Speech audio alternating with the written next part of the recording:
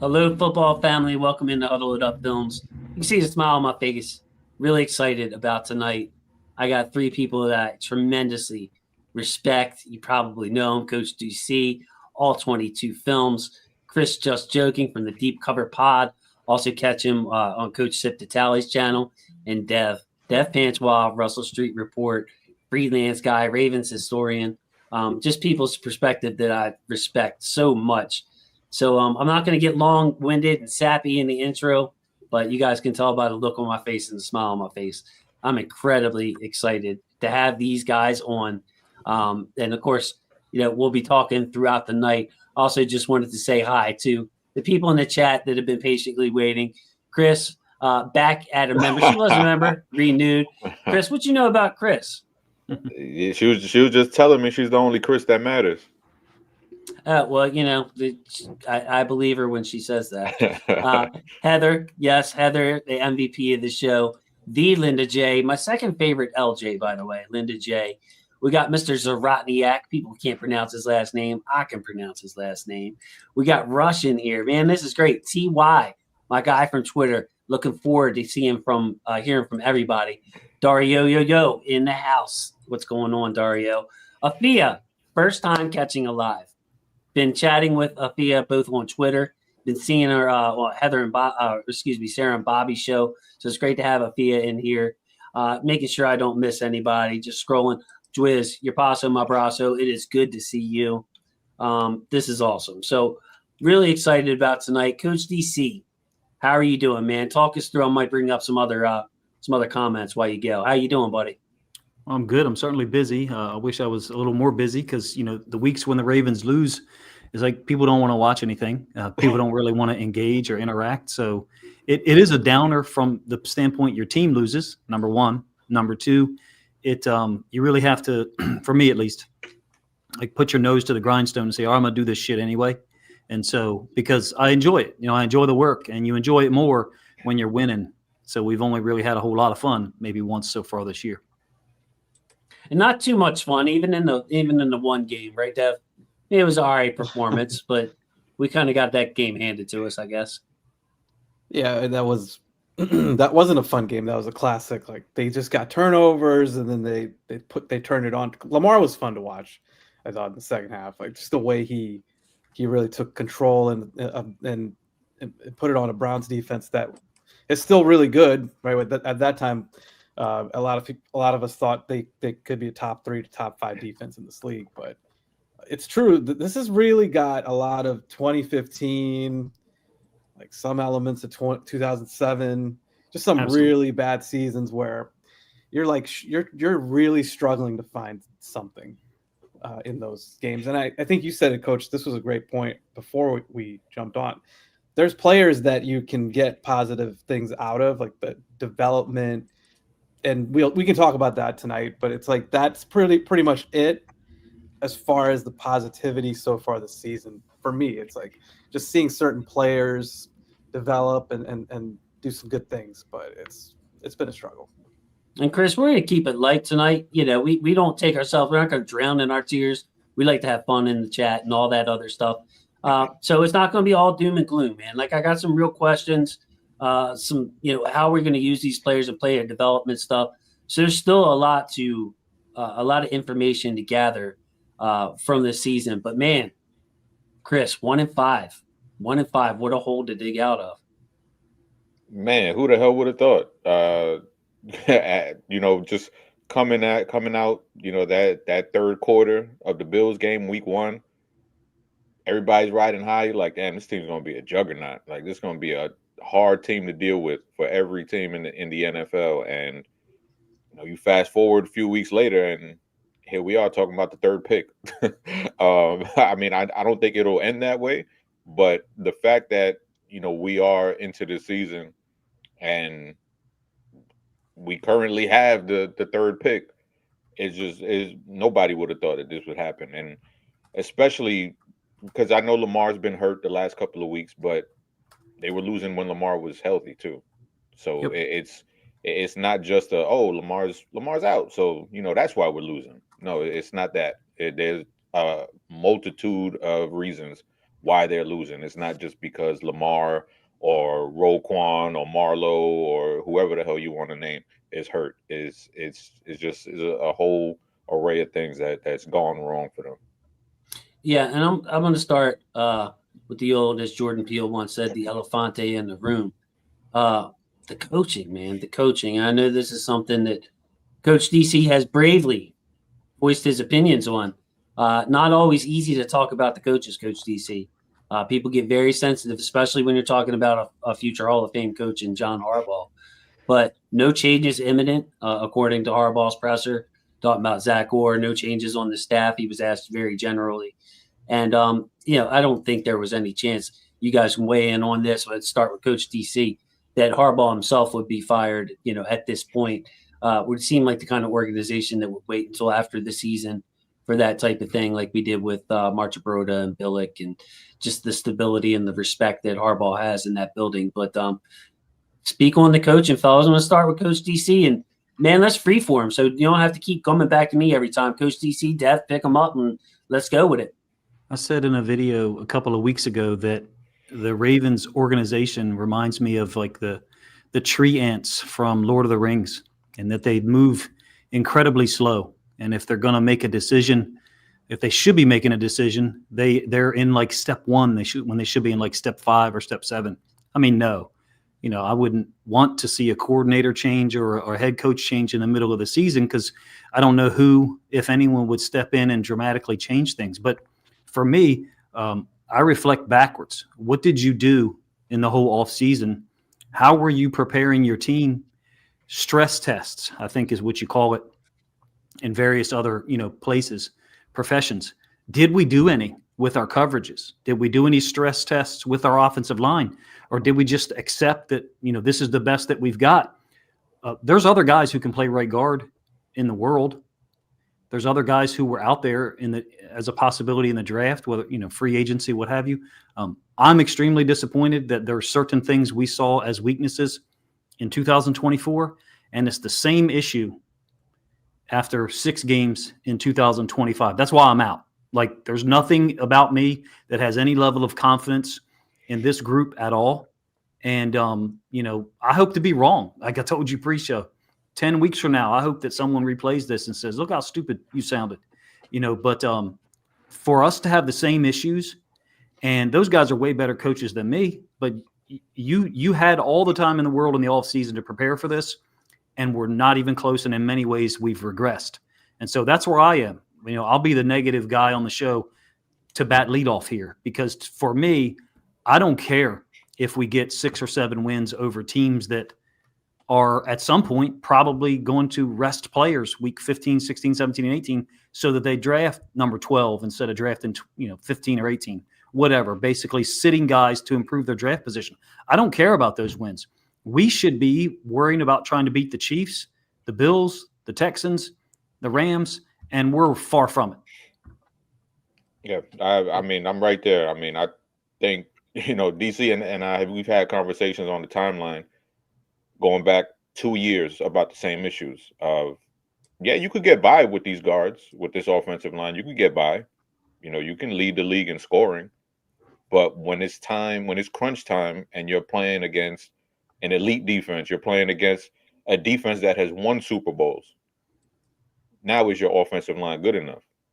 And it hasn't been. We've seen it year in, year out. The offensive line just has not been addressed. And, as far as the coaching is concerned, I was done with Harbaugh after the 2023 game, the Chiefs game. That was just one of those games where I was just left like, that was the game plan? Like, that's what you wanted to go with?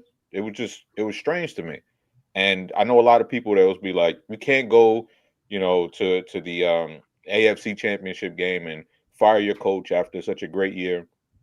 I disagree. I used to watch baseball. I was a Red Sox fan.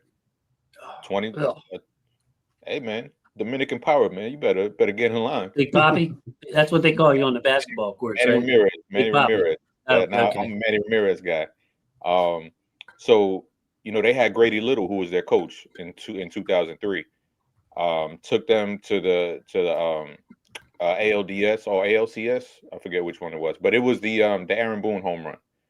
Mm-hmm. That year, they got rid of Grady Little, and that was the turning point for them. You know, that was in the documentary, Chris. Yeah, so One on Netflix, that was, yeah. you can get to a place and say, all right, this might be the highest that this current iteration of the team can take us. What can we do to climb to that next level? And I think that opportunity was missed that year. A lot of people point to Mike McDonald. That could have been a solution as well. But I just think there were mistakes along the way. And like Coach DC said, there are things that should have been addressed a while ago. And it's just way too late right now to address them. And right now we're in a hole. Dev, just to build off of Chris and like Josiah's pointing to here, like we have the team, the talent, the quarterback, especially, to beat down teams, and it really doesn't matter, and it covers up a lot.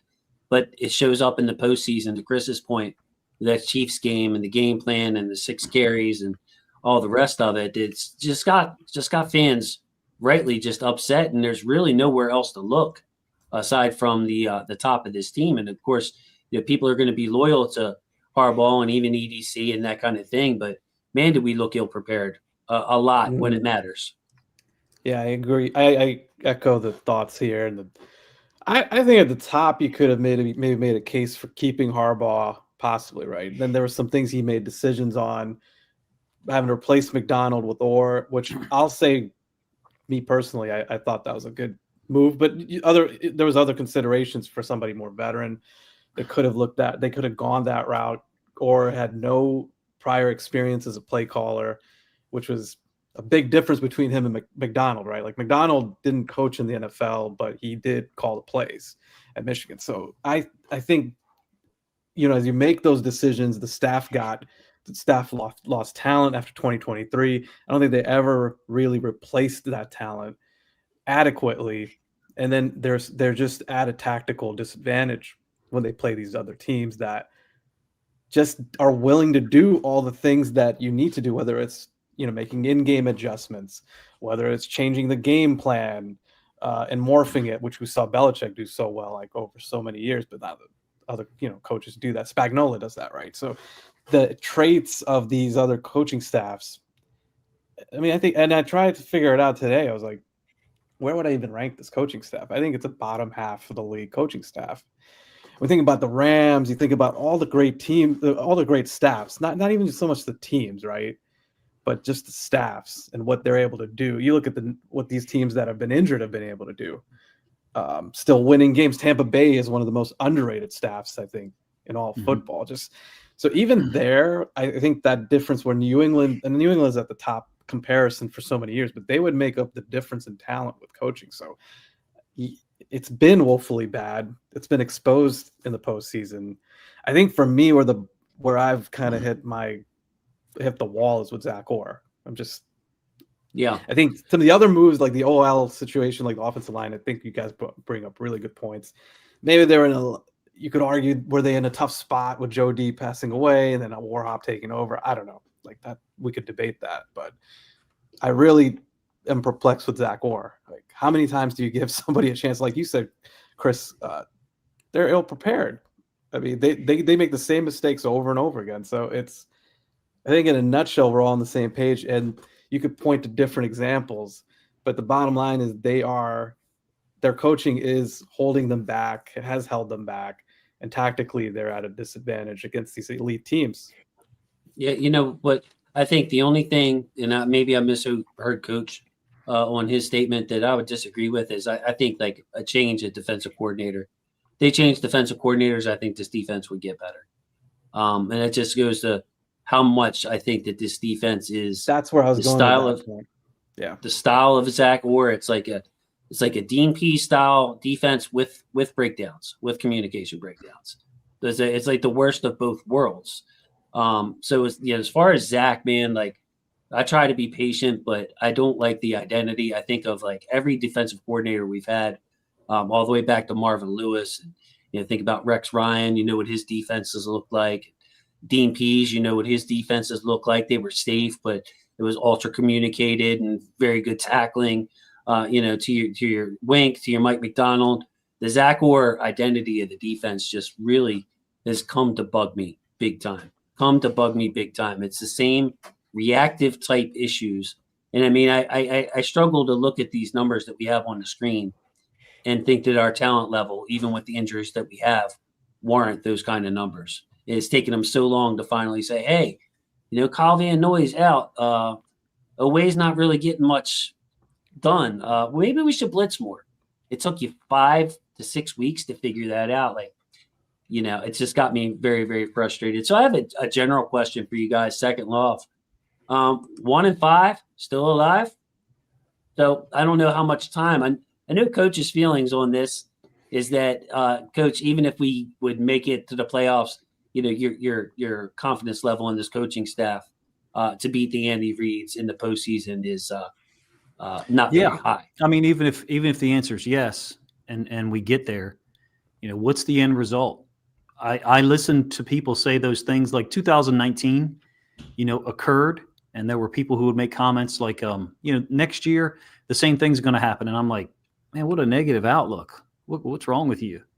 And now here I am, 2025, and I have the mentality or perspective of, somehow some crazy alternate universe we get to 11-6 or 10-7, and we get in. What's the end result? Yeah, we could, with Lamar on the field and a competent offensive line that gives him a chance to display his skills consistently, then yeah, I think that we can beat anyone.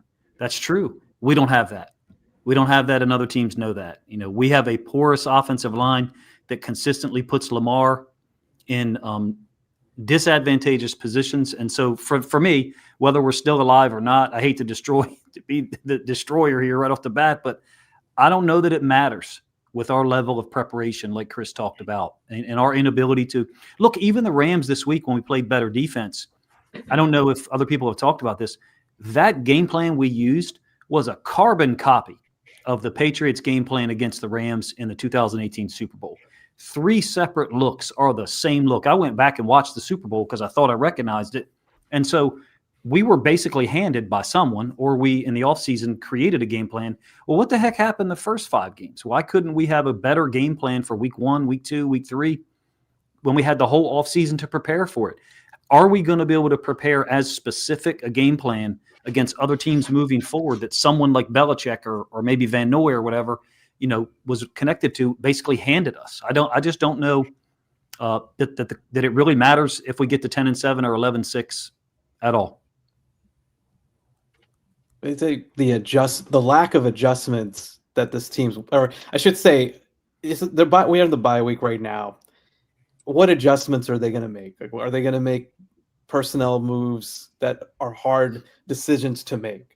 Are they going to? We talked about the staff. They're not going to disrupt that, right? And they're in 2012, as we all know, they fired Cam Cameron. I mean, granted, that was later in the year, but they made that hard move. I don't know if they were going to do that. It just seems like Harbaugh's cut differently now than that guy back then, and that's my skepticism. I do think they will be in it. I think they're alive. That's by default. You look at the schedule. I was talking to some folks earlier today, and it's going to be very difficult with Lamar Jackson as your quarterback to not still win 6, 7, 8 games. And I don't necessarily believe in the North teams, and that's where I do think they will still be in the mix. The question then becomes, to the point that we're all talking about, what do they do if they get there? And unless they drastically can, I'm even okay with, and I brought this up, I'm even okay with playing. I know Emory Jones is not ready yet, right? But if Bullock gets a look along the offensive line, what do you have to lose at this point, right? Like, these guys aren't playing at a high level. So to me, even that would be something, like just shaking things up, playing your rookies, throwing them out there. Like, let's just see what they do. I mean, that's what they did in 2002, right? But by necessity, they blew that team up. They threw all their rookies in, and they had some mixed results, but you saw a lot of players develop quickly. So I'd be okay even if they made that kind of call between personnel and the coaches. Yeah, I mean, I tend to lean towards just what are they going to do in the playoffs? You know, if they do make a run, and I don't have the confidence in this team. Obviously, anything can happen. You know, we've seen weird things happen in the playoffs before, and teams make runs. And anytime you have a guy like Lamar who's special, anything can happen. I mean, we saw it in 2012 with Joe Flacco, where he won on his crazy run. But I just to bank on that. I mean, that's not going to happen every year. You know, that's Yeah, and Chris, to those points, the 2012 team, the coaching is one thing. They made personnel moves too. Like they switched up the offensive line. Everybody's game And elevated. Everybody's yeah, game elevated. Everyone. It that wasn't too. just Joe. I mean, obviously Joe gets a lot of the credit, and he's a quarterback. But offensive line elevated their game. Wide receivers elevated their game. You know, it was just an all around effort. The defense, because that defense was not a great defense before that. And the Right. run that they went on, you know, it was everybody just rose to the occasion. Is this team built like that mentally? I don't think so. We crack. No, we're not built like that. I mean, we absolutely crack Mhm. against the better competition. We cracked against the Bills. You know, this year we certainly made mistakes in the playoffs last year. Like RMO right now is the team that, folds when things get more difficult. And that's what we've done early in the season. Something doesn't look right to me, and I'll step on it even harder. Something looks wrong to me with the way things are done. Meaning we do not appear to have confidence in each other in doing our own job. Now, last week, again, against the Rams defensively, things look different. Things look very connected. Moving Hamilton up, I think that's a great move, especially now with Gilman being around. Getting your best player up closer to where the run action is, I think it's a good move. I don't know about you guys. I'm not a huge fan of Hamilton as a dime linebacker. I like him set to the field. I like him moved to the field, more space there to cover, generally covering wide receivers.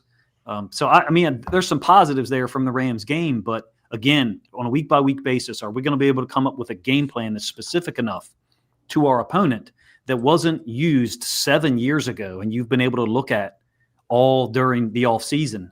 If you believe anything of what I'm saying, I think it was, virtually identical game plan to what Belichick used against McVay in that Super Bowl. So I'm going to transition into some personnel stuff. This is fascinating to me. I brought up the topic bar. Unfortunately, Chris is covered up. He's the best looking man on the screen, but can't tell. Pick your nose now, Chris, if you need to. Go ahead. Choose your fighter, Trenton Simpson versus Teddy Buchanan. And as Coach mentioned, and as I predicted last week, Kyle Hamilton back at nickel, back in the slot, where he's most effective, and really what we need from him, considering the production of the front four and just the lack of pursuit in both phases, honestly, versus the pass versus the run, coming off that edge, chasing down the backside of run plays. We have Kyle Hamilton, Weapon X, where we need him most on this defense, which is by the line of scrimmage. Aloy Gilman, good player. Starks, good player. Will be a good player in this league. But next to Roquan, when Roquan comes back, Teddy Buchanan versus Trenton Simpson. Chris, I'm gonna ask you to kick us off, man, on this one.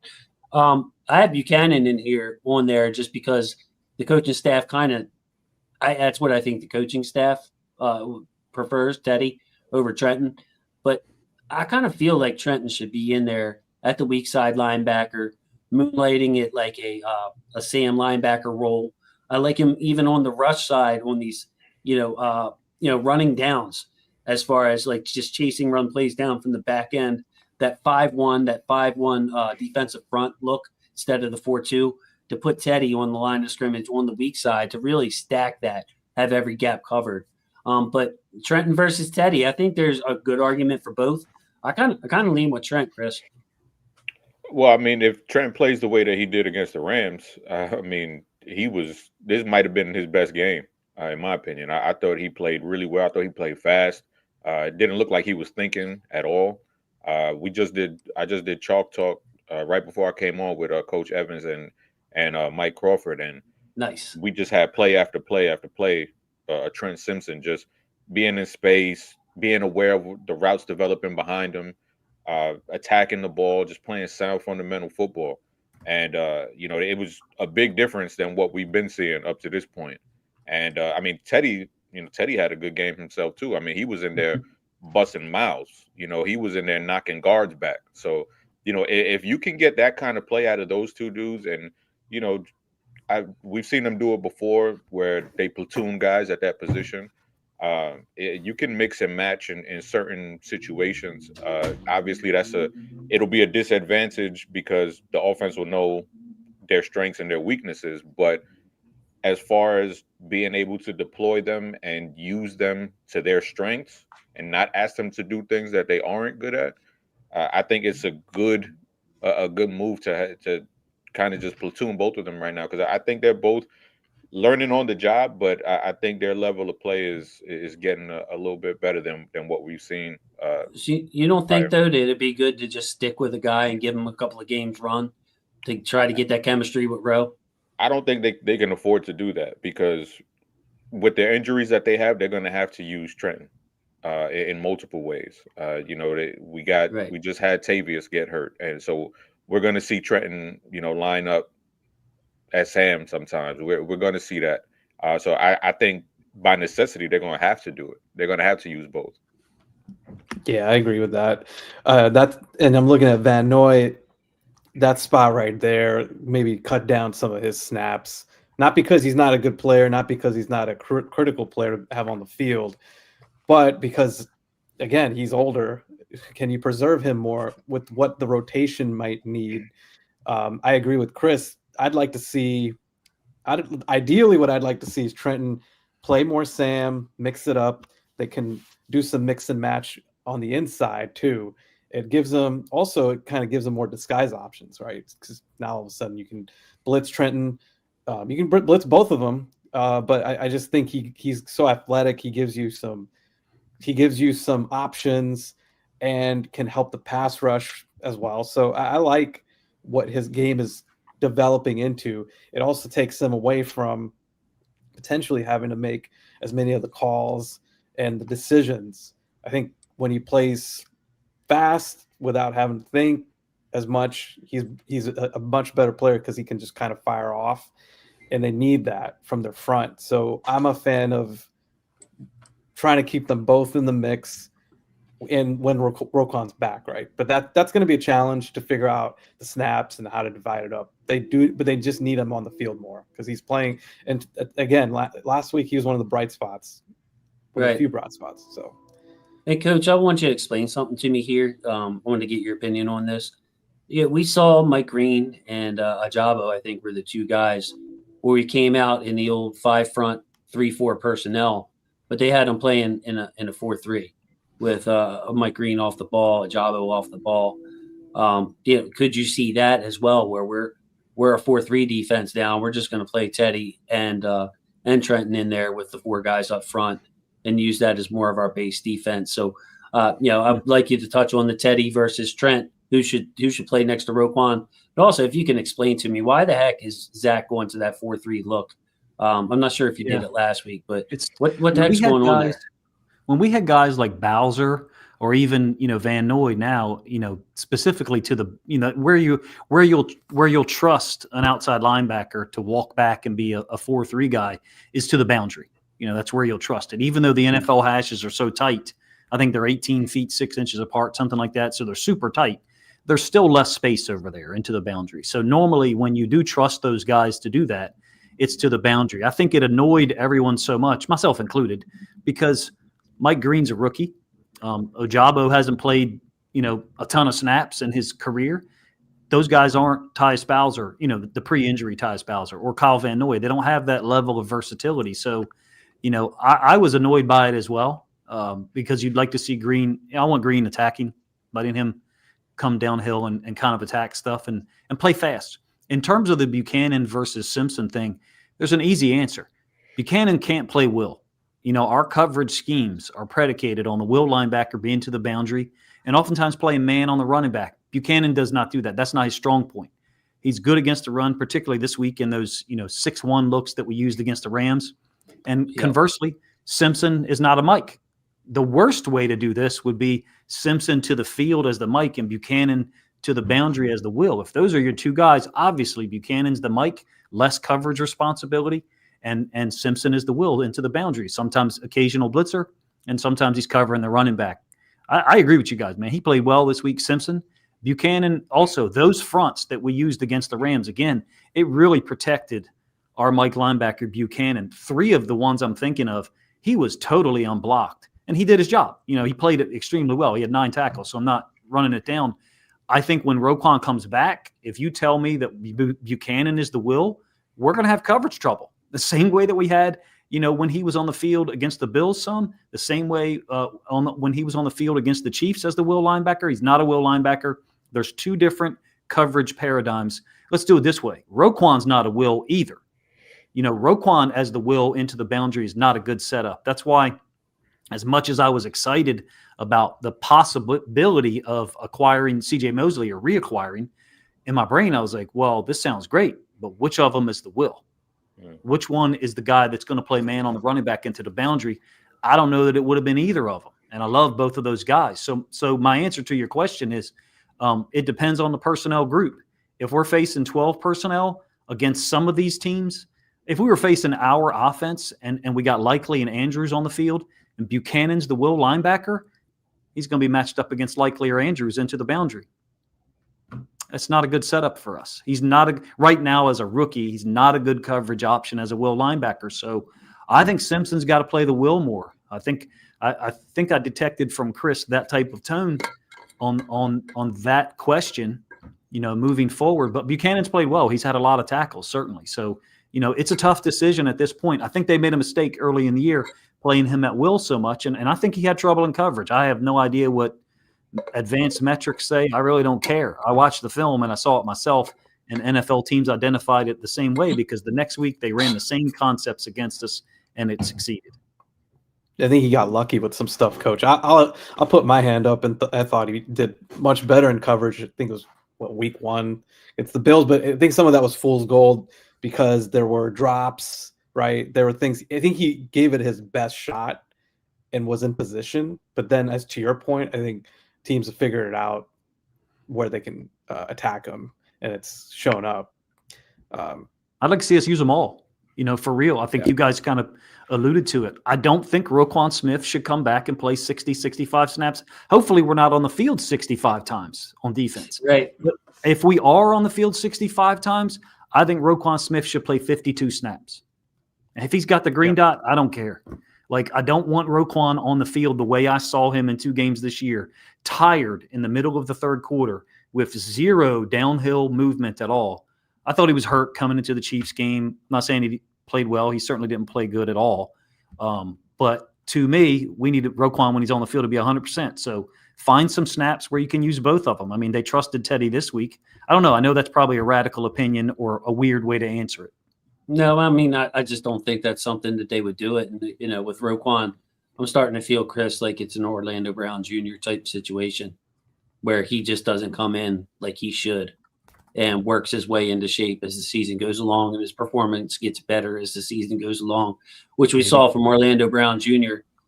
basically his entire time here. And then when I was reading comments and following them, not as closely, of course, but in Kansas City and the Bengals, it's the same thing. For week 1, week 2, I even see his old highlights get hit up on my channel those first 2 weeks. Like, what the heck? What did we get?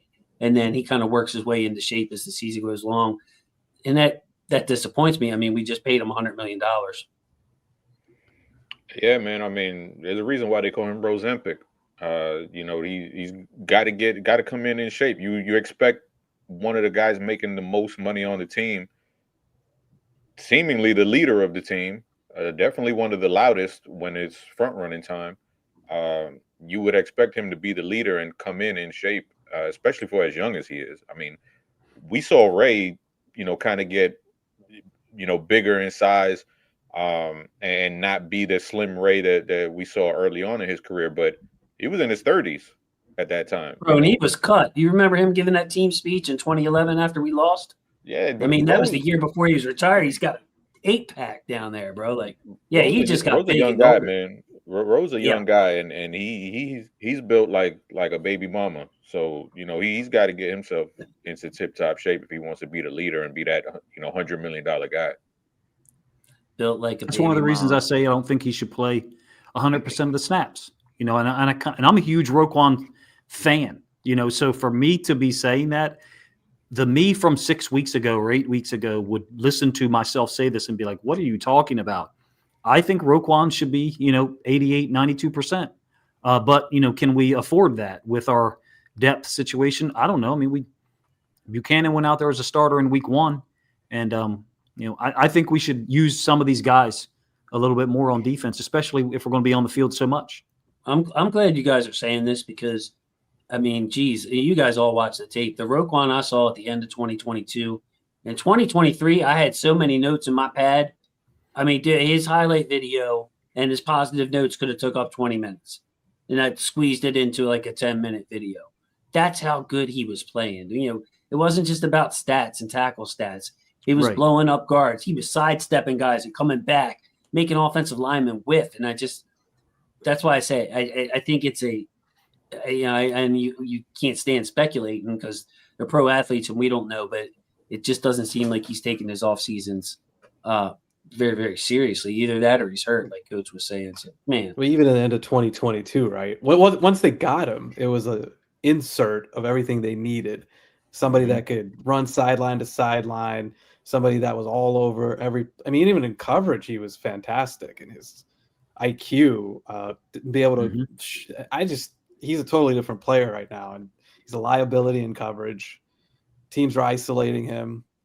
And I can't see that transforming either. I mean, what's the magic wand that's going to be waved to make Roquan into that end of 2022, 2023 player? I don't even know if he has to get to that level. Like, just the reliability is concerning when you had that off the charts game that he had against the Browns, and then you could be onto something, Coach. Like, maybe it is injury specific, and that's what's going on, because it's just, you don't know what you're getting with him. You don't know what you're getting with Marlon.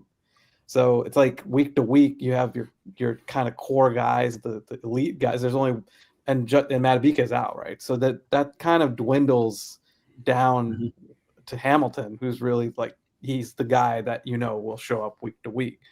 So that's another problem altogether with this defense. And I don't know what the easy solve is, but I agree with the idea of more Simpson somehow. Get him on the field more. There you go. So, hey, I'm going to transition this to something else. And I'm curious if any of you guys will challenge me on this and disagree. Because, I mean, I understand the philosophy here for the other side. But this is the topic bar from last week. All I'm saying is give Peebles a chance. Peebs a chance. John Lennon reference there. But, Harbaugh's presser I put in parentheses where he's basically saying, Peebles just doesn't play the run well enough to get any more than sub-rusher snaps. So for those of you guys who are not caught up on this situation, when Peebles plays, it is basically only in obvious passing down situations. And my issue with that is that teams are allowed to throw the ball on first down. Believe it or not, you're allowed to do that. It's in the rule book. You can throw the ball on 2nd and 10, 2nd and 12. You can throw the ball. You don't have to just run it. So this 4-man front, which is basically we're rolling with 2 nose tackles, John Jenkins, Travis Jones, meaning Brent Urban is more of a 3/5 tech type. So we don't have any CJ Okoye, 370 pounds. Like when 2 out of 4 of your rushers are nose tackles, you're really not getting, it's puts a ton of stress on your edge rushers, and you got to bring more guys. That puts more stress on your secondary. My solution to all this, guys, is I want to see Peebles play more than 10 snaps a game as a sub rusher. I understand his size, 6 foot, 280. He looked scrappy to me in run defense, though, fellas. That's what I would say. I think he did a good job of using his leverage, trying to squeeze in between offensive tackles when he was getting double teamed, and and wasn't a complete liability. Like, to me, it's worth it to take a step back and not have a hawking nose tackle on the line to give Peebles a chance to rush the passer on early down. So I'm curious if any of you guys disagree with me on this, because I'm pretty set on this. Like, I would like to see him start, hey, it's if they'll own teams on their own 30-yard line, say. You know what I mean? Why not? If they grind us out for 10 yards in that first down, we'll take it. Like, give him a chance to show what he can do on early downs. I think we were fortunate to get him. Go ahead, Dave. Just my quick initial point. even if it's not early downs, it's just third down is fine with me. I'll take third down. But sorry, what were you going to say, Coach? I think we were fortunate to get him, because it was a really deep defensive tackle class. I remember hearing people say that at first, and I was like, okay, let's keep watching film. And then I was like, wow, people are absolutely right. They kept coming, man. I remember texting Chris, like, how many of these guys are on there? I didn't even watch Nash Hutmaker. And, when I watched him as a UDFA, I'm like, holy crap. I watched 34 defensive tackles or something like that, and I didn't even get to him. But, yeah, sorry, Coach. Go ahead. It was a crazy draft. And that's what disappointed me a little bit, backtracking way too far. I know that late 4th round into 5th round turn.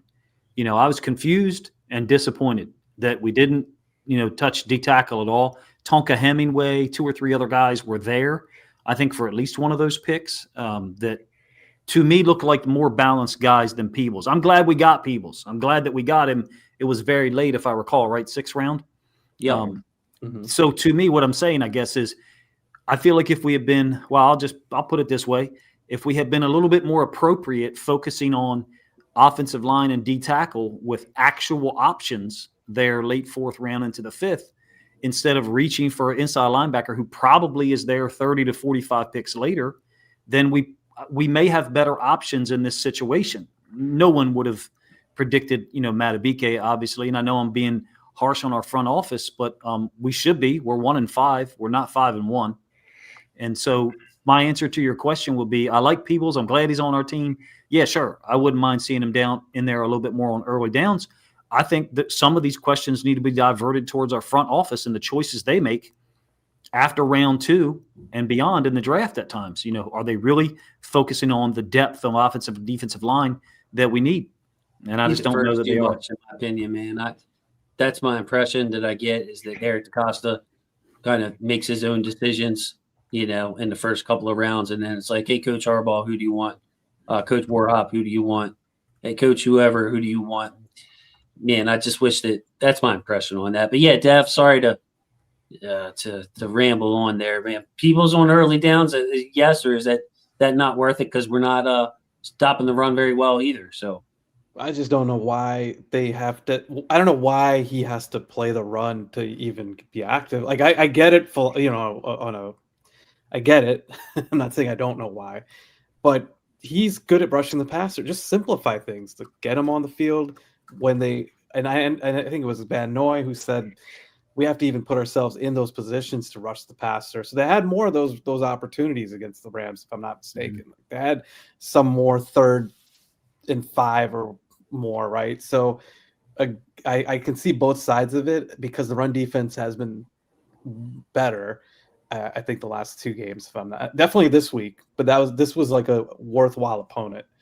I think Houston's not a good running football team, so I don't know what to make of that, but I think Jenkins has been pretty good, right? Inside, he's done an admirable job playing the run. I get Okoye getting the snaps. So ultimately, roundabout way of saying, I've been on the People's train all season. Like I just think he should be involved in the pass rush scheme, kind of like what they did with who's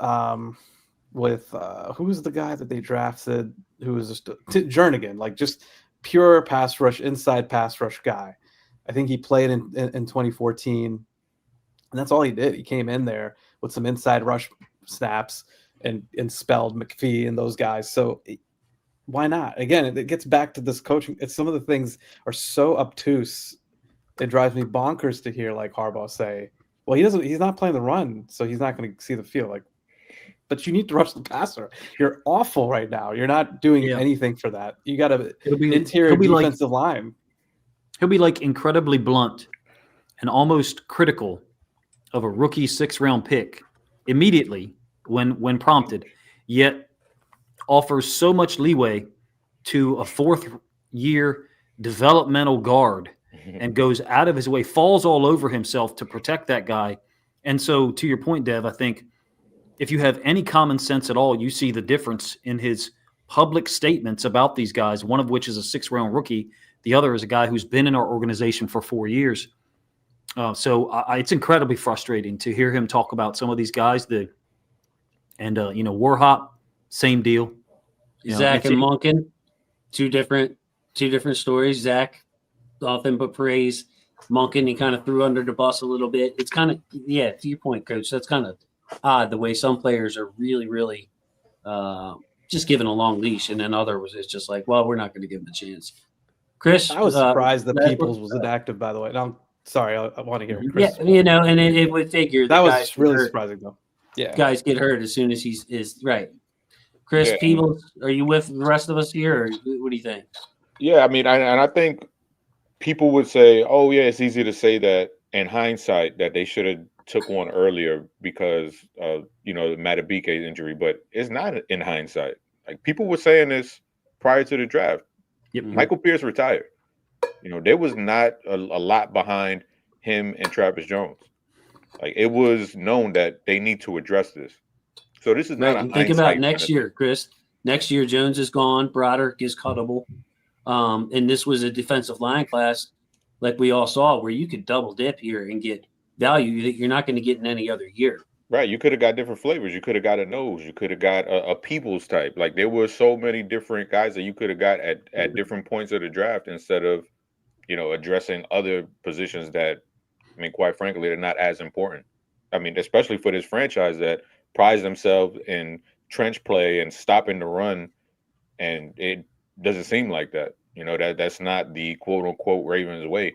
But that now they're in this situation, and when it comes to Peoples, like I do think, yeah, he needs to be a little bit more sound when he's on the field, just assignment based, just when it comes to it, because I think a play that probably got them pissed off was the long CJ Stroud run, because he tried to do like this little spin move and he just ended up eating dirt. Yeah. But I mean, he's a rookie. Like he's a 6th-round rookie. Like let him learn on the job. All of these rookies have been making mistakes. It's not just Peoples. And like DC said, for him to just point out Peoples is like, come on, man, you don't got to be a dickhead like that. Like to just point him out. He's the only rookie making mistakes, the only one. Like, and I've seen him penetrate and blow up a run before it got started too. Like I've seen some positive. He's had flashes. He's had flashes. Well, I think that's the thing with this entire mostly this entire class. They've all shown something. So why not give them snaps? What is holding you back now? You've got injuries. You've had players not playing well. That's the thing that's really perplexing for me. It's like in you're 1-5 again. To Coach's point, you might have been able to make an argument if you're 3-3, right? That okay, we're just gonna hold tight. We'll slow play this. I just don't see any other solution. You got this. I mean, I think the class on paper looked pretty good. I do agree with Chris though, and we talked about this during the draft show. I think Jason, last 2 years, offensive line best class ever, year prior, right? Defensive line best class ever. In both of those classes, I thought they would come out of them with either higher picks in those areas or multiple players. And in this D-line class, I think you could go all the way through the entire, like from 1st to 7th round, right?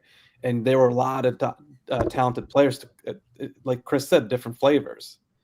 Just really surprising that they didn't double dip, they didn't emphasize it with the level of talent in those classes. It's almost like, I think I like DaCosta a lot. I do think sometimes he tries to game things a little bit too much. Like, our whole thing about like zigging when everybody else is the zagging. zigging and zagging thing. Yeah. And I get it, because I know he studies different, like Moneyball and all these different things, which is valid. You need that to be able to have an edge. But I think this is a perfect example where it was staring him right in the face, where they had a chance to reload.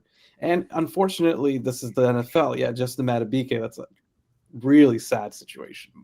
Yeah, but that's what happens. Like you have to, and the NFL in particular, the rate of failure, the rate of injury, you got to know that, right? So, yeah. Were you guys as disappointed? Were you guys as disappointed on draft night with that turn?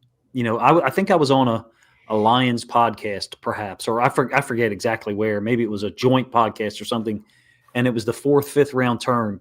I was sitting there for like 5 minutes and couldn't say anything because I knew I was just going to drop F-bomb after F-bomb. Like, what are we doing here? We end up with Buchanan and Vincent when there's there's quality high level guys at D tackle, and maybe not quality high level offensive linemen, but certainly guys who, would be a little bit higher on the depth chart immediately than Vincent, who I know has got physical attributes, but we don't even have good technique with our starters, this year at offensive line. How do we expect Vincent to be developed quickly? Like, I was really pissed and disappointed. I got heat on Twitter for saying that the 4th round was finally where the Ravens went rogue, just because those linebackers looked the same to me.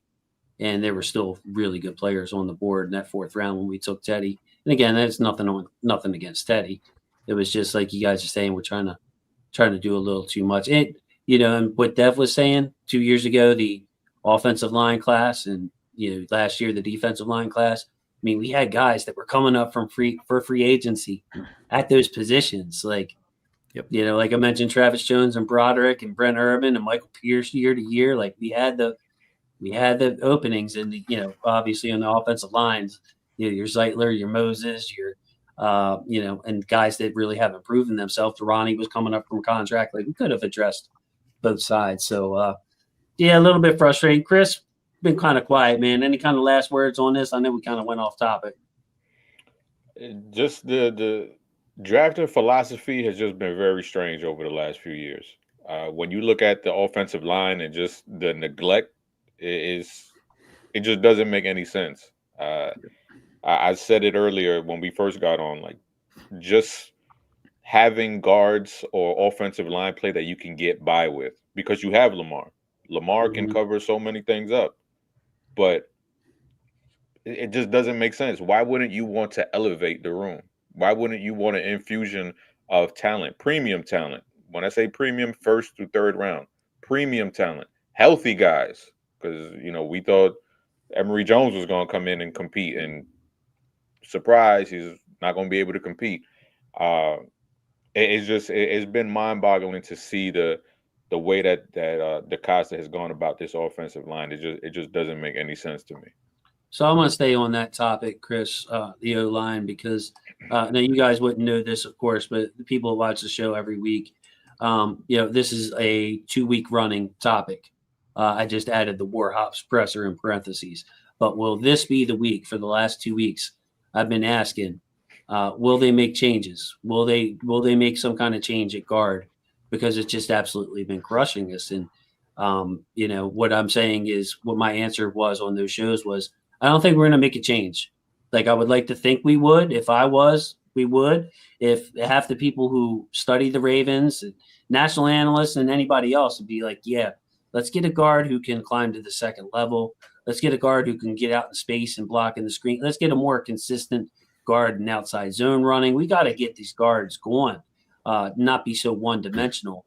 Now, Warhops presser just kind of depressed me, upset me.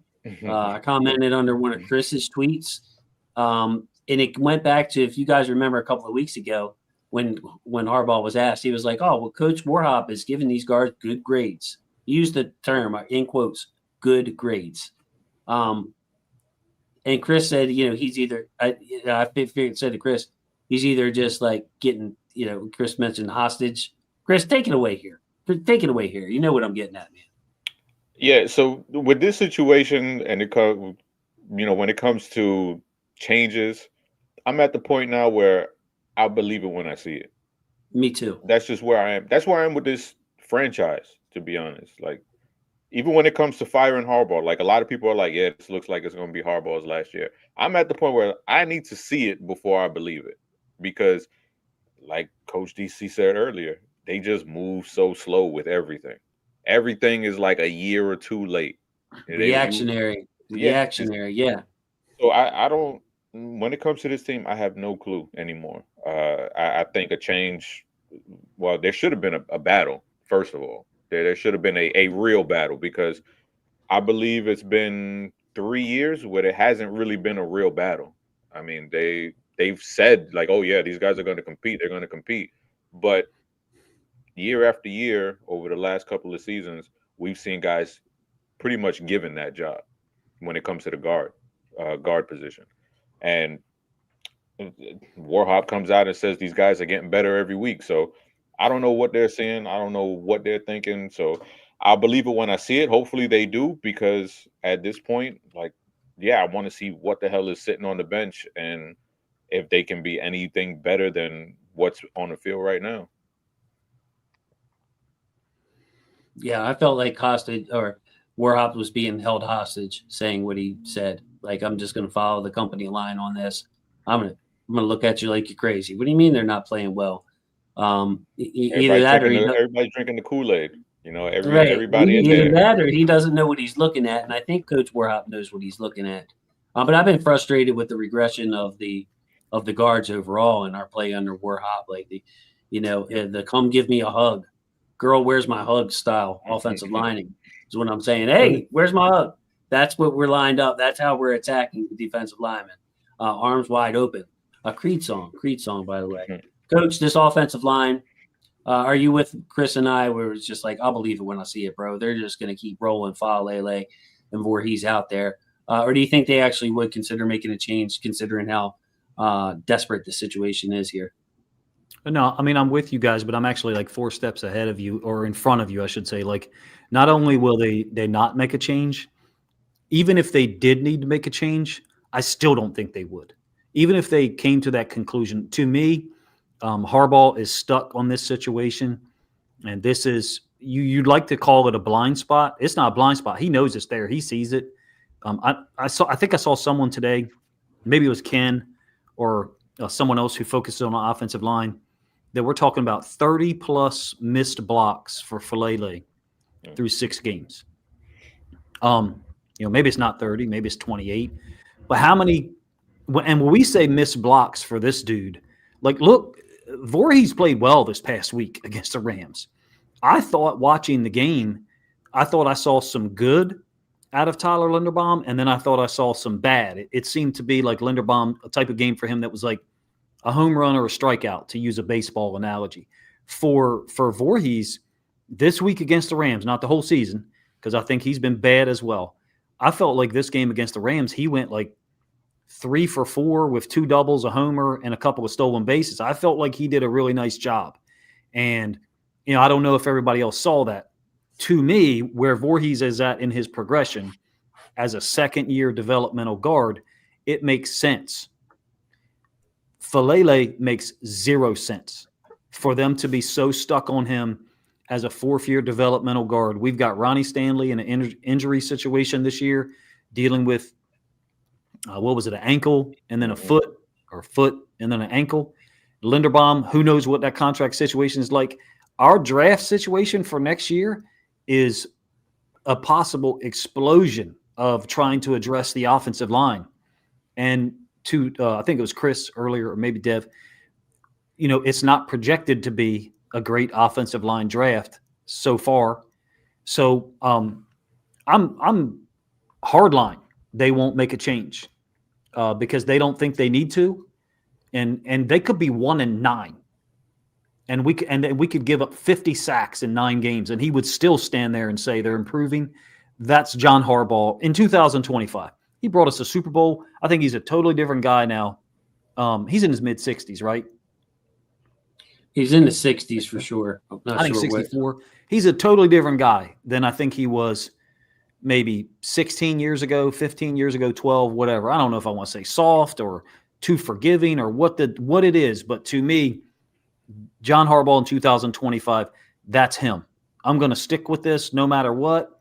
And 4 or 5 weeks from now, he might be considered right because we beat some bad teams like the Miami Dolphins or whoever. But when we play the Buffalo Bills, who actually have a plan, or the Chiefs, the masters of defensive game planning right now, and Steve Spagnuolo, they're going to eat us alive.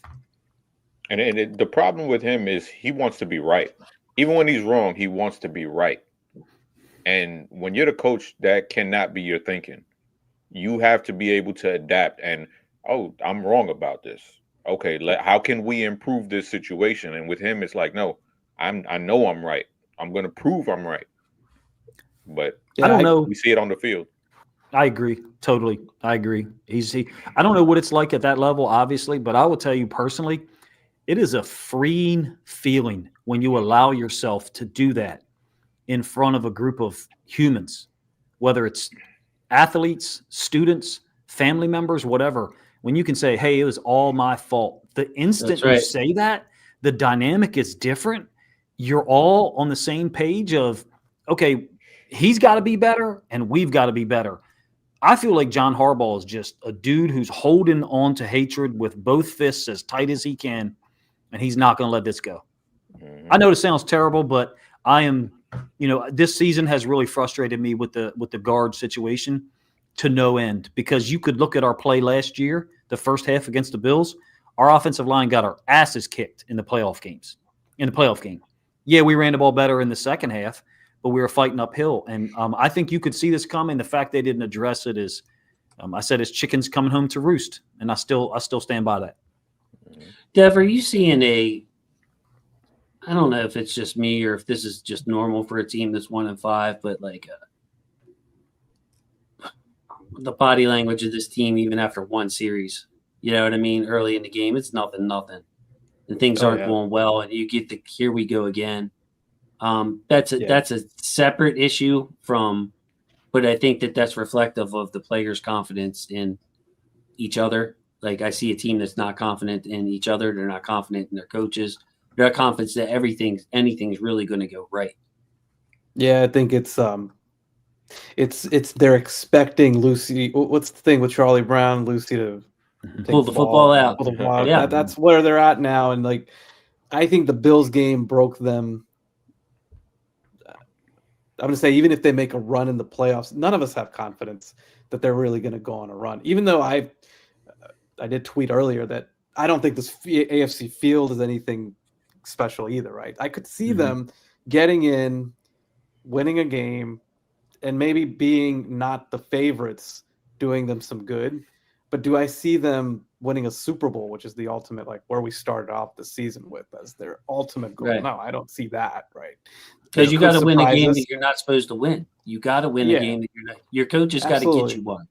Yeah, and that's a great point, right? We can talk about regression. I think they have dealt with some level of bad luck with the turnovers, but some of that's just like ultimately you can try to bank on some of that stuff, but that's exactly right. Your coaches do have to get you out, like elevate you over the top, win a game. We saw that with the 2012 run. Like they outcoached Denver, they outcoached New England, like on all those other plays that did happen.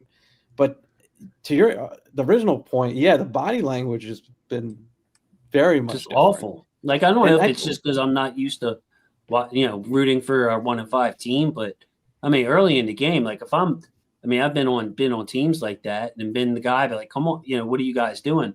Like, I don't see somebody just grabbing them by the, the bootstraps or whatever it's called to be like, to snap into it. It's just like they're just waiting for the inevitable. It's a bunch of guys waiting around with no confidence. I thought the defense had a little better energy though against the Rams. I'll say that. Me I too. think they were better, and it gave me some optimism. But offensively, they have no spark, and that's even with Lamar. And Lamar himself his body language looked pissed, like a guy frustrated. I can't deal with. He can't go through progressions, and he can't you can see his footwork against the Chiefs. Actually, the Lions. Excuse me.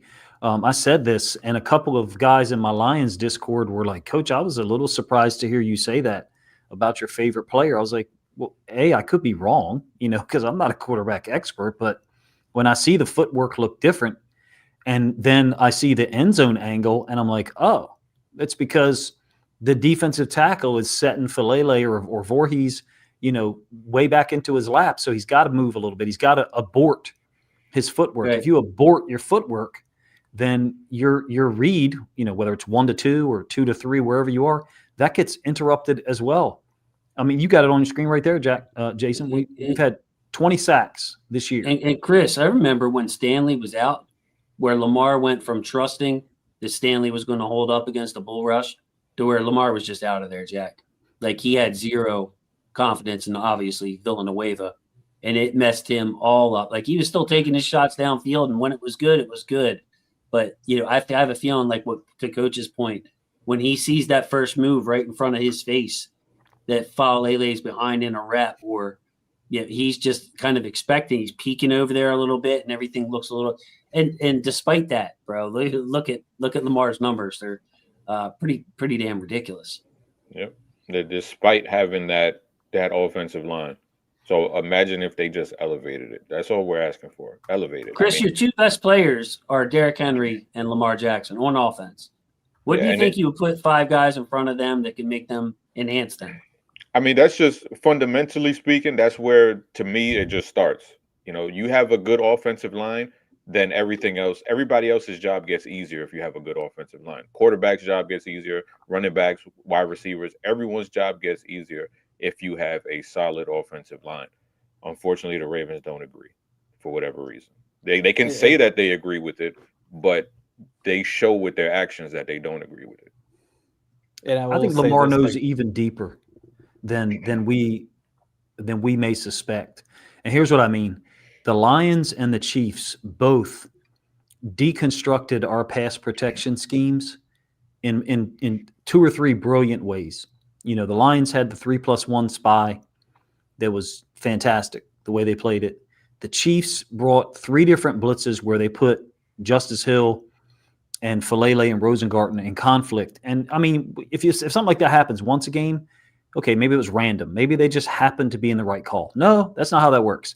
They know if it's 11 personnel, 2nd and 8, we go to this particular pass pro scheme, opposite the running back a certain percentage of the time. The Chiefs were in the right call 3 times to put us in extreme conflict and get quick, those delayed inside linebacker blitzes. I think it was Bolton. He was 5 for 5, right? Or was it 4 for 5? That's not chance. That's design. And the level of preparation for our offensive line is similar to what the level of preparation for our defense has been for most of 2025. I agree with Dev. Not better last week against the Rams defensively. But I think Lamar knows that our offensive line our skill set is poor. Our talent level is poor. We're capped. And as such, we can't execute a wide array of schemes and techniques. So we have to narrow down or whittle down what we ask those guys to do, and then it becomes easy to exploit for defenses at that level. I think we're in a no-win situation with this offensive line, and Harbaugh and Eric DeCosta are the guys that I point to and say, it's your fault. I wish I could say it to their face, because the evidence was there from 2024 that we were going to have trouble with those guys moving forward. We weren't great with Patrick McCarry or John Simpson at left guard either, and we didn't improve on those. We got worse. Mm-hmm. Yeah, that's a good point too, because they have had a philosophy internally that they're always going to, especially at guard, right? Like they're going to find somebody and develop them. But I think with Joe D, that was different. Like he was developing those guys. They weren't elite players, but they were good functional players like Ben Powers, and brought up Simpson, and they were able to get they got paid. And you can make that argument too. Like the Broncos for many years under Shanahan, like that was their MO. They found guys in the late rounds that developed them because they had incredible offensive line coaching and development ability, but that's not there either. So you have to identify, and they should have identified at some level, if we're going to go forward with George Warhop as the coach, like we might want to up the talent level. And I think Monken's also struggling with it too, right? Because I think Coach, and you can correct me if I'm wrong, I think he deserves a little bit of blame, not a lot. I think he's dealing with a shorthand deck, but they also, with Lamar, like where are the checkdowns? I mean, like where are the easy checkdowns where he can kind of eat up some yards underneath? Like I think there was a point in the earlier games where they were going deep and they're trying to take those big game shots. And Lamar is the idea that Lamar is the check down. I don't think they can go with that as much going forward now. When Lamar comes back, going through this exercise where he got injured, he wasn't running the same. Mm-hmm. That's another adjustment I need to see is like, can you deploy a short passing game? I don't know if that's going to absolve everything else with the line, but I just think there's also some things there where they kind of just went, okay, we were the best offense in the league last year, and we're going to do it again, and we're just going to overcome it. But I think some of that confidence in their abilities to get, again, the best out of these less talented linemen. It's kind of like you said, the chicken's coming home to roost is the best analogy here, and it's been exposed. So this kind of brings me to this topic bar that I had ready if we wanted it. The down with ZMP. That's a bad down with OPP reference, Chris. Did my best. You down with ZMP, but Zaire Mitchell-Payton, I just don't see a use for him in this. He doesn't give you the positional flexibility that a Ricard does. He's not as effective as Ricard does, and I think that some of our issues with the offensive line, these quick outlet passes that you're talking about, whether it be, I think Monken's done a better job than Roman, obviously, of getting like Justice Hill or even Derrick Henry involved in some passing game. But like Bateman disappears. He's a guy that can win quickly. I'm kind of, Chris, I'm going to start with you. I kind of like the idea of running a lighter personnel. Mark Andrews looks beat up to me. Like maybe we run out 3 wide receivers and likely and a running back. Forget about the fullback unless Ricard's back and 100% healthy. But run lighter. Get that lighter personnel on the field, the lighter defensive personnel on the field for the other team. And just create more space for you guys to work. Create more space for Lamar to find easy throws. And create more space that way for Henry to run. Where it's just it's not so condensed where you're counting on all 5 guys making their block. Yeah, I think this offense their best friend is deception and space. I think because this isn't 2019. I've been saying it all year. This isn't 2019 where you can just line up. They know what you're going to run. You know what you're going to run. And you have the guys up front who can execute that. They don't have that with this offensive line. So you have to rely on deception. You have to rely on, fakes and getting the defense swaying one way, but then really countering to the other side. Is you just lining up, and I mean, we saw it down by the goal line this past weekend. You line up, and everybody in the stadium knows what you're going to do, and you can't execute. You can't get 1 yard. Yeah, you can't blow them off the ball. Right. So, a bunch of guys failing. Right. And like you said, you have guys like Bateman who haven't been utilized. You have, D-Hop, he's been he's been balling. I mean, he's getting 15 snaps a game? 15, 20 snaps a game maybe, and making plays anytime on those limited opportunities. He's making a play every single game when he's given an opportunity. You have to take advantage of those guys that you have, that personnel that you do have. And it doesn't have to be long developing plays down the field. Like you said, Bateman, we saw his slant game. I mean, we've seen how he is coming off the ball. I mean, he is poetry the way he runs routes and the way he comes off the line of scrimmage. But you have to utilize those things. Yeah, you said run those crossers or the mesh routes, right? We've seen Bateman feast on that before. Sorry, Jason, you were about to say something. No, I got a super chat, so I was excited. My MVP, I call her my MVP. Head beep VP. That just doesn't work. That's Heather McCubbins. Yeah, you see her supporting everybody. I'm sure you guys have seen her on your channel. Just awesome person. Gone through her rough year too, and she's still here supporting others. But she's just giving us love, saying love this show, all y'all's perspectives, and have been on point. Well, we're glad. We would like to find something that you disagree with us on too, Heather. So we definitely trust your judgment when it comes to football. All the time, you're always spot on with your comments too. So thank you for saying that you've liked the content. I'm having a blast because I got plenty of voice left, bro. Usually hour and 15 in, I'm on empty. So this is great. But yeah, Coach, sorry to interrupt, whoever it was, sorry to interrupt. I just wanted to get Heather in there. Yeah, I think the one thing Dev said a couple of segments ago, and Chris also kind of echoed a little bit. We remind at times this offense reminds me of like a car that comes off the lot that is advertised it can go 170, but it's got a governor. It's got a governor that caps you at 93. And so what I mean is Lamar can execute anything. Remember those days when people would say, Lamar couldn't run an under center offense. He won't be comfortable with his back to the defense. What? Are you stupid? And really all we needed was, someone like Derrick Henry or a healthy J.K. Dobbins, to be able to really threaten the defense horizontally. But we can execute a lot of things with Lamar, with the personnel we have. This offensive line, you have to cut down on the umbrella of what you're trying to ask them to execute, because the more differential, basically, Dev said it with the Broncos, his analogy or comparison. When they would draft later round offensive linemen, I think I would offer that it was because of the coaching, like you said. But in addition, they had a dedicated scheme. We, with our offensive line, we do run some gap stuff. We zone stuff, outside zone. We clearly went to the outside zone this past week against the Rams.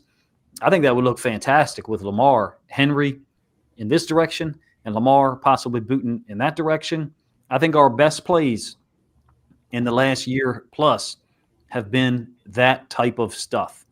I just do not think this is a shotgun drop back and pass 35, 38 times a game with this offensive line. I think that's a recipe for disaster.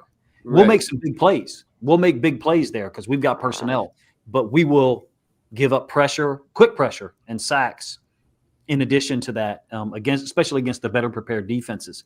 So we remind me again of a car that's got a governor that caps us in like third and a half gear. That's what it feels like, right? It feels like our offense is not able to even get to fourth gear right now because, again, we're capped by the offensive line. It's a tired thing to talk about. But in terms of, the rookie Peyton, whose name I'm not even going to memorize, like when we bring him in there, it's not the same diversity of concepts. When we bring him in there, it's a gap downhill scheme, right, or it's power pass where he slips out into the flats. So, we need those 1 or 2 or 3 tight ends on the field at every play. If and when Ricard comes back, of course, I would love to see 22 personnel because we get your base defense on the field, but now 2 of our tight ends can run routes and can be receiver type guys. So we're limited by the offensive line, and especially Ricard being out too, it definitely plays a factor. And Dev, I'm just saying, if like Zaire Mitchell-Payton is not changing anything from a defensive personnel, like Coach is saying, the plays themselves are predictable. But if you want somebody to be a fullback and you want to run that power stuff, slide Likely in the backfield, let him do it, or Kolar. Let them take a shot. They're going to do just as good of a job as Zaire is doing right now. And the defenses won't see it coming. You could have them lined up on the wing and then shift to fullback or whatever, you know what I mean? And make it a little less predictable. Yeah, no, I think everyone is on point here in saying that right now they got to lean into fake. Chris said it: deception, movement, getting the defense out of position, and then attacking that way and coming up with some creativity. And they've got to ultimately go away from that drop back scenario with the offensive line where that is where the problems arise. And that's where the good teams will force you into your weakness. I think Shannon Sharp said it once, which is that when you get to the playoffs, you're going to have your weaknesses are going to get confronted because you're playing the best team. So you're trying to minimize that. And if they get to that point, they get to that point. But right now, we're just talking about winning a game. So trying to win a game and try to streamline and go from there. I think that's where we're all frustrated is some of the decisions. Like, this is a perfect example. Like, why are you trying to play that gap power ball as much when it's already shown that you can't win mano a mano? So when Lamar's back, that's what I hope. I agree with Coach. I hope to see outside zone. I hope to see play action under center, get him on the move. And is it going to, you're going to have to alter some of the things expectations wise. I think with Lamar too, like maybe it's a time with T. Martin and Monken, they talk to him and they say, look, we need you to take some shorter passes. Like, we're not going to be as prolific with the big home runs, at least not yet until things get settled. I just think they've got to streamline things. And the same on defense. They got to streamline on defense. That'll help the defense too. Won't be so boomer bust with these big plays or sacks. Either ending drives quickly either way. I'm not saying that it's the formula that's going to to get them across the finish line against better Right. teams, because they'll need that big playability. They can't hide that offensive line forever, but I do think Right. in the interim, as you build up, do this, and kind of, again, they have to make these adjustments and stop trying to, I don't know what they're trying to do with the power game. I really don't, because it's not happening. Yeah, shout out to Donovan. Thank you. Ravens coaching staff is anti-common sense. Yeah, we talked a lot about that tonight, Donovan. A lot about that tonight. So, you know what? One other thing, Chris. I'm on last topic. I know you guys got to get out of here, running up on hour and 20. One thing that I did like coming out of this week, and it, Pagano said it, but had he not said it, we would have still noticed. Have Dog will travel. Nate Dogg, first on Nico Collins, which, by the way, just really bothered me, Chris, where Nate was lined up at left cornerback, and then Nico Collins burned a Woozy or Tampa, whoever was on the other side. And then 4 or 5 plays into the game, they're like, "Hey, maybe Nate should travel with Nico Collins." Like, they literally made the adjustment within the first 5 or 6 plays instead of just putting Nate on him. But Nate has traveled with receivers, whether they be in the slot, left side, right side, and I like seeing that, Chris, because you just take it back to last year with Brandon Stevens. They could line whoever they wanted up on the left side of their offense and target Brandon Stevens. So I like the fact that they have 2 different style of outside corner now with Marlon, physical, older cornerback, and Nate, with his top speed, that they can mix and match and are willing to let those guys travel. I did think that was a huge development from the last 2 weeks. Yeah, it was a cool little wrinkle to see. We know Ravens don't really do it that much, just in their history. They're not really. They just like to have one corner be on this side, one corner be on that side, and that's all she wrote. So it was cool to see that. I think Devontae had him in a blender a couple of times, but thankfully Devontae and Stafford didn't bring their A game in that first half. Yeah, stats look good. Yeah, so there was some drops in there, there was some misses in there, but hey, that's what you want to see, from a guy who's going forward. He's CB1, like that. This is going to be your guy for the future. So this is the kind of attitude that you want to see from him. You want to see him go up against a Devontae Adams, and we know Devontae is one of the best of this generation, and who knows how long Nate has been waiting to line up across from Devontae Adams. So the fact that he wants to go after this dude and take on those challenges, is great, and he has the skill set to do it. He just has to go out there and execute, because he has all the talent in the world, and that one thing about cornerback is you have to have that confidence and that feistiness, and we know Nate has it. Yep. What are the advantages from schematically to do this? That was one of the thoughts I had, was like, so now you have, if they keep going with this, Nate is traveling with, say, next game is going to be Odunze, yeah. So then you could double the number 2 guy. I mean, this is the kind of the Belichick principles, right? Where we get to, or you could go the other way with the number 2 and then you double the 1. But I guess, is that where you want to be, or is it better to have the left-right side and you're just kind of, that's either or, you're just picking the side? I don't know what I'm curious what you guys think schematically. Yeah, my thought last year was that Brandon Stevens was not your prototypical left cornerback as far as playing the bunch formations over there, reading the defense. Like, Brandon Stevens was, you either man him up and say sick him or not. He didn't have those in between skills that you see Nate have, where he is really covering 2 zones at once. He's playing the short zone, but he's really carrying the deep zone and can drive. Like, Brandon Stevens didn't have that. So I think what it does schematically is you have 2 cornerbacks now, Marlon and Nate, who can play any type of coverage that you ask them to. And to me, beyond the X's and O's becomes a skill set issue. So if you have a faster wide receiver, Nate, you can, no matter where he goes, you can just put Nate on him. Or if you have a Puka Nacua who's super physical, that would be Marlon's guy. Like, it makes sense. It makes more sense that way than the other way around. So me, I look more of it as like both of them can do anything, but they have different skill sets. Marlon being the big corner, the physical corner, and Nate being the fast one. That Bruce Lee, be water. I think that's what it allows you to do on defense. It allows you to be water. So yeah, this week it was okay. Nate travels with Devontae, but then against the Bears, maybe you go back to that traditional, look where you have one on one side, the other one on the other side, and you can just adapt to whoever you're facing. And that's what made Bill Belichick so good, is there was a different game plan every single week, and you didn't know what he was going to throw at you. And that allows you to just keep the offense guessing of where your guys are going to be. And I think that's ultimately an advantage.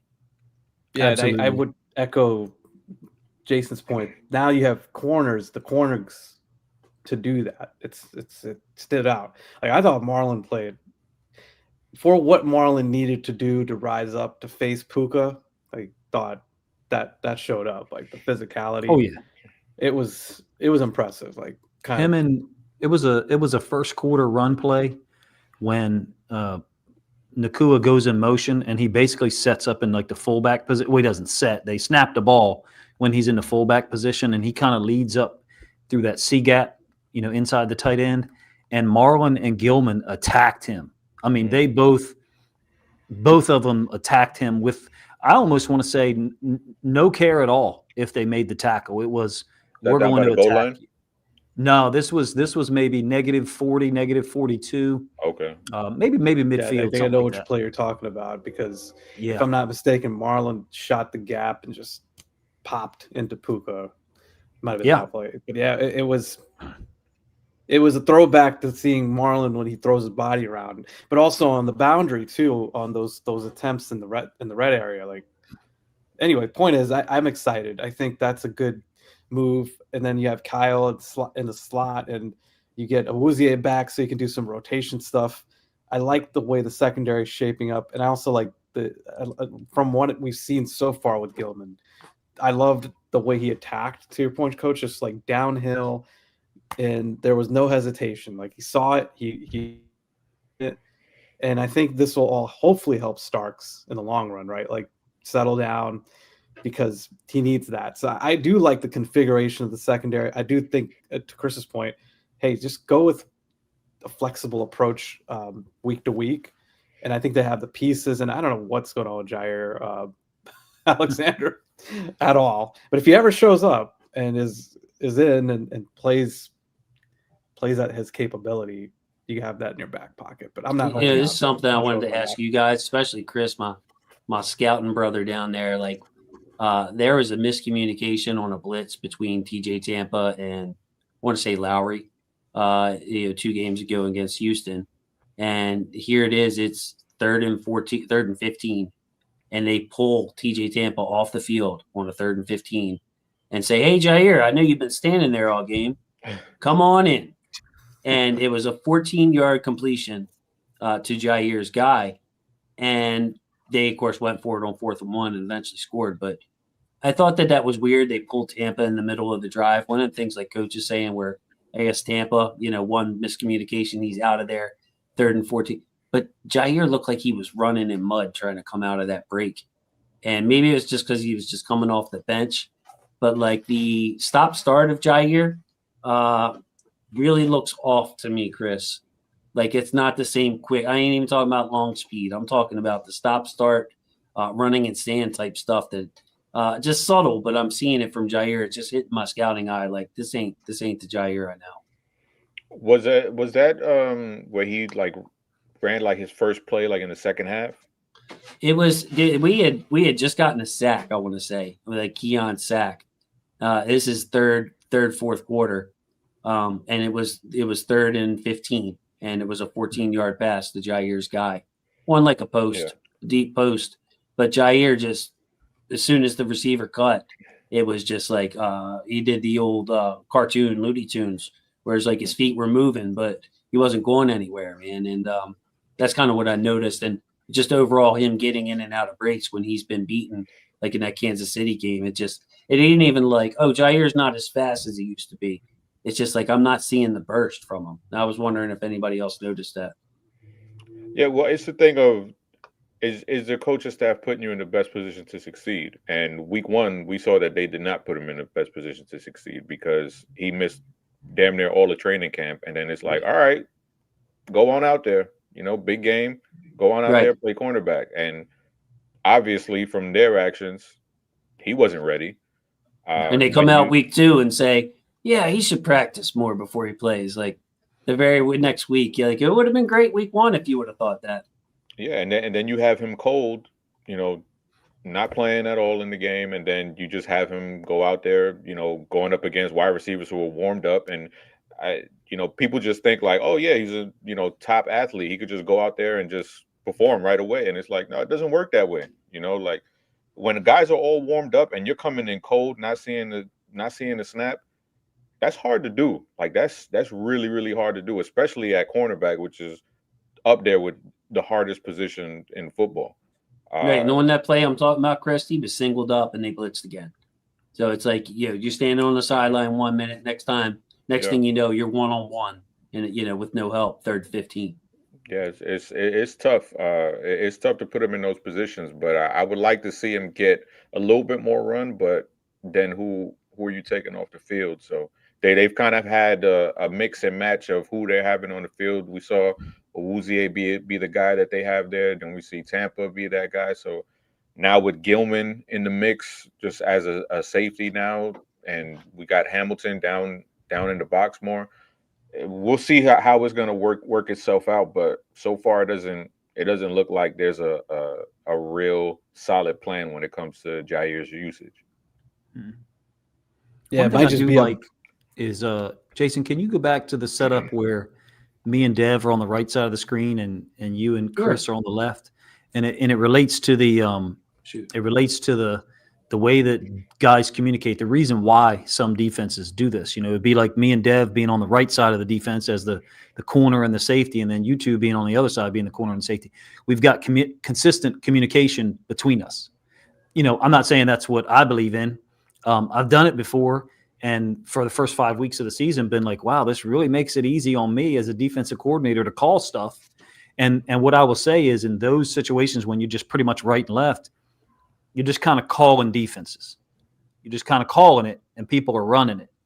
Versus what I think we can do a little bit more of if we're matchup based, or we have the ability to be matchup based, is be a little specific towards the opponent, which is kind of what you guys have collectively said, in that Marlon was dealing with Puka a lot and Nate was dealing with Devontae Adams. Matchup based, and the coverages, the calls could be more specific to the opponent. That's been one of my complaints about Zach Orr. It also does apply to Mike McDonald. If he can stop or slow down your run game, he's going to make his coverage calls. They're not going to be specific to the opponent. You're going to have to be able to diagnose post-snap his calls. Zach Orr's the same way. It's just not working, And so I think we need to be, in this situation, a little bit more specific to the opponent and not just calling things. EA, Edgar Allen, who you guys, probably know a lot about, super nice guy, classy as they come. The first week we did our show Inside the Coverage, he said, Zach Orr's just out there pressing buttons. And for him, I would say that after week 1. Yeah. For him to say that, it had to be quite obvious because he's a super nice dude. And so my point is, for me, maybe moving Nate around some allows us to possibly be a little bit more specific to the opponent, as opposed to just being, right and left like us four are right now. You know what I mean? And the coverage calls being made and no adjustments on the field. Because that's one thing I saw the moment Gilman got on the field against the Rams, is those guys were pointing and they were talking and people were moving. And that had not occurred a whole lot this year. Even against the Bills, when we had everybody healthy, there was no talking whatsoever pre-snap. We're just lining up and playing whatever coverage was called. Yeah, that's a great point, Coach. They're so static this entire time. And then this was the first game where you saw, to your point, the communication. I do like the idea that Gilman and Hamilton have played together. There's a rapport. They were communicating a lot pre-snap, and guys seem to be aware and they were more confident moving around. I think Hamilton being close to the box does some things on that level too, right? It just gives you some options. I think that's where we're all driving at, is that they're not a line it up and play defense, talent wise defense right now. Like they just don't have the pieces for that. Like they're not the LOB Seahawks or whatever, where you're like, this is what we're gonna play. You got good luck trying to handle it. Like everybody's at their spots, you know where they're at. This does need to, they do need to have that depth dimension. And if it's coming from the secondary, that's probably the best place they could pull from, because short of making some miraculous trade and really updating or upgrading the talent up on the front side of things, I just think it's going to have to come from the secondary. And the confusion and some of the coverage stuff that they could do, I like the potential of it, and I like what I saw against the Rams, even though you know there's still some problems. But yeah, I agree. I think just having that capability, that's really all they right now. That's what they have to do, because they can't line it up and play. All right, so guys, here we are, hour 40 in. I'm not going to keep you any longer, because I know I just really appreciate and this is the most fun I've had on the channel this year. Just being able to get so in depth with you guys. And I mean, everybody's heard my thoughts here, on the show for a long time, a lot of solo. So it was great to get other points of view, and man, you guys are the best. You guys are the best. So before you go though, I wanted to get some kind of final thought, sum it up for us, the back end of this season. And Dev, I'm gonna start with you, buddy, because I know you were the most pressed for time. Just a final thought. It could be anything here, man. Just give me like a 1 minute. What you're thinking, what you want to give to fans before you head out tonight. Well, it's tough, right? I get it, and it's frustrating because you're not even seeing. It's not like 2002. Like I go back to that season where it was fun, because you're like, oh, you know what? There's no pressure. Right. They blew the thing up. We don't know what we're getting. Even when Ray was out, I think for a stretch that season, if I'm not mistaken, wasn't he out the second half of that season or something like that? They had fun, and we had fun, and there was no pressure. And this isn't that. This is the complete opposite. They have pressure. They're failing. They're doing a lot of things that are frustrating. All I would say is continue to enjoy Lamar, and try to enjoy Derrick Henry, and that's all we can do. And then the ultimate hope is that in the offseason they do make some changes to this. They need to make some changes to the staff. But I'm like Chris in the sense that Harbaugh's been an institution here since 2008. So don't know if it's going to actually happen. But they have to take a hard. If the losses mean they're going to have to take a hard look at themselves, maybe that's what they need on some level, like 6-11, not 8-9 or 9-8, and then you can argue, oh well, if they didn't have these injuries, that they would have been there. It's a hard line to draw. Yeah, I will say this also to wrap up: if they do get to 9 wins, if they get to 10 wins, I'm gonna just enjoy that playoff ride, because at that point, it's all gravy. I do think the teams at the top, they are a step above and a notch above. I agree with everything we've all said. But this is a weird season, so there could be something that happens, which wouldn't totally shock me, is my point. So I know I was all over the place, but just that's good stuff. A few things you could try to enjoy, and then once we get to a certain point, if they do the unexpected, they could still pull something off. But there's a lot of cracks and flaws. I think they're mostly probably on the other side of it, where they got to make some major wholesale changes. That report was right that they thought that Houston was a get-right game and they were going to go in there and win without Lamar. If that report is correct, that just goes to show you how delusional. I don't know. The coaches, yeah, I could see that from the coaching staff. I really could. Depending on the leaks, yeah, because I think there is an aura of arrogance within that organization. I will say that, and that's coming from legitimate reasons from success before, but they got to get with the program now. and teams have caught up to them, and we know that the teams that have been stealing from them, the staffs, the front office, you name it. And at some point, that's like I said, they got to they have to do some serious hard looking at themselves. That's where I'm at as far as like whatever the season ends up being, short of a miraculous run. But yeah, I would be curious what the other guy, what you guys think as well to wrap up. All right, who's got it? Who wants to go next? I'll go. I'm going to enjoy the season because football is, you got a limited amount of games, and we're watching one of the best quarterbacks ever play this game, and he plays for our team. So, of course, I'm going to enjoy watching him play. I'm going to enjoy rooting for them, and I'm going to always be like, yeah, I want them to win the Super Bowl, of course. But I have to be realistic. I don't see that in their future, and I see a fundamental shift that needs to happen, not just from John Harbaugh. This needs to be from top to bottom. Like, this has to be Ozzie.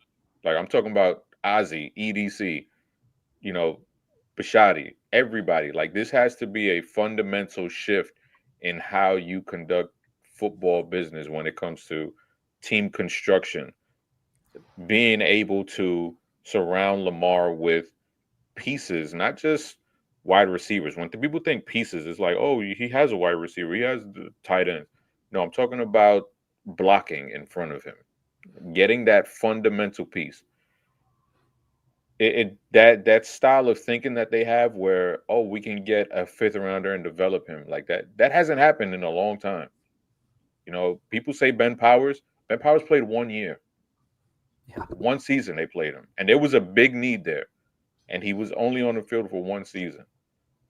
So it's been a long time since you've been really able to hit a home run with that type of late round developmental guy who was able to stick around for multiple seasons. You got to get with the times. You see a guy that you like in the draft, hey, it might take some extra draft. Yeah, it might take some extra draft capital, but go get that guy. If that's your guy, if you have your bullseye on him, go get that guy. And there has to be a fundamental shift from top to bottom. And hopefully whoever they bring in, if they bring in somebody, has that type of forward thinking. And it's not just, I'm right. This is our way. We're stuck in our ways. Like, we don't need any of that. We want somebody who's going to be forward thinking and have that level of humility about them, where they can be like, okay, the way that I'm doing things right now is not the right way. How can I pivot? What is the answer? How can we get to where we need to be? That's the kind of person I want in charge of this organization, in charge of this football team. Yeah, for me, I would say I want to see evidence of defensive game planning that is specific to the opponent. And, maybe I'm just not smart enough to pick up on it against the Texans or against the Chiefs. That's possible. That's possible. But we saw clear evidence against the Rams of a game plan, because we saw guys in the 3 to 5 seconds before the ball was snapped communicating with each other in a way that looked new for this defense. So I'd like to see that continued moving forward. Do I think that Zach Orr and the guys on the defensive staff can do that? Yes, I do. I do. Do I think it'll be as effective as it was against the Rams? I don't know moving forward, but those guys are paid to do that. They're certainly they have enough time on their hands. It's their full-time job. They're not juggling other shit like all of us are. So, for me, they come out with specific game plans on defense to try to stop certain things in certain situations. Offensively, understand who we are. And so what I mean is, don't ask the offensive line to execute 12 different things. Put them in situations to succeed where we can. I think in the last year plus, we've asked certain guys to do things they just can't do consistently. And we saw evidence of it even against the Rams. I mean, how many times does one offensive lineman need to fall down on the ground when no other offensive lineman is on the ground before someone in the room hopefully says something? I'd like to see someone in this organization be willing to be the bad guy, be willing to be the guy in the room that says, this is not right, and my job, my integrity is worth enough to stand here and say it, even if, it costs me, my role in this situation. And as far as Lamar goes, Chris, you said it, we're lucky to get to watch him. That's what makes me the most frustrated, is that we didn't come into this year recognizing the deficits we had from 2024.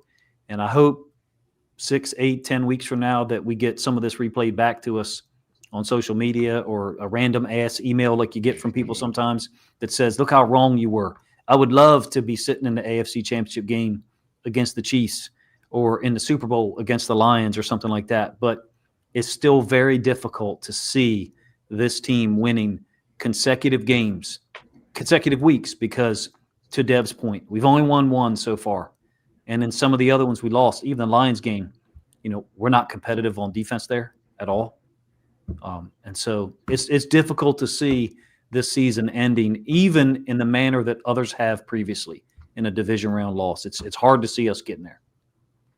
Yeah, I'm going to enjoy the rest of the season. Like Chris said, you only get 17 weeks of this. You're only guaranteed 17 out of the 52 weeks in the year with these real Ravens games. So I'm going to enjoy it. But, there is part of me that if we lose a game, another game, as they went to the Bears or the Bengals whoop up on us, Flacco comes in here and beats us, or something happens soon. I don't have the schedule memorized. The Dolphins beat us down there on a Thursday night and it doesn't look good, that they're willing to make a change on defense, because I'm looking at young guys like Malachi Starks, Mike Green, even the Peebles, and that kind of thing, where I think that a productive year from them, better coaching, being put in better positions, will help them come 2026. So, I will be looking for things. If the Ravens are out of this thing and, there's no more 1-5, is there still hope graphics, that becomes like, 2-7, or, 2-8, 3-7, where it's like the season's over at that point. I would like to see them make the change and just cut the cord right here. And they won't do it with Harbaugh. So I'm not going to, get my hopes up from that. But talk about Zach Orr, maybe even a George Warhop, to make a big change, to put these guys, get them better coaching, and make this a developmental season for the rookies and the younger players on this team, second-year guys. So with that, I want to say thank you so much to the panel. Guys, I wish we could do this every week. I know that's not practical. I also want to say thank you to Heather Donovan for the super chats. If you like the video, go ahead and hit the thumbs up. I don't usually say this. Share the video, because I'm very proud of this. I'm very proud of the discussions on this show. And if you want to support the channel, just subscribe. You can become a channel member too. I always have them scrolling at the bottom. But most of all, I just appreciate hearing from you guys in the chat and everything. So thank you very much to the panel. I want to say thank you to my football family. I love my football family. And with that, hey, say goodnight to the people, fellas. Peace. Have a good night. Enjoy the bye week. Appreciate it, Jason. Thanks, guys. A lot of fun. Thanks for the chat.